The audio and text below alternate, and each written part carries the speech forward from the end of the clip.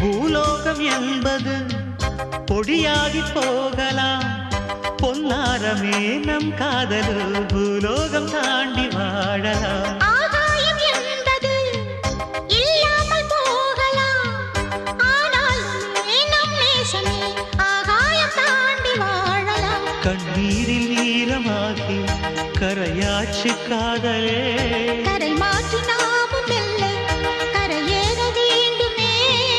நாளை வரும் காலம் நம்மை கொண்டாடுமே. தாஜ்மஹால் தேவையில்லை அன்னமே அன்னமே, காடுமலை நதிகள் எல்லாம்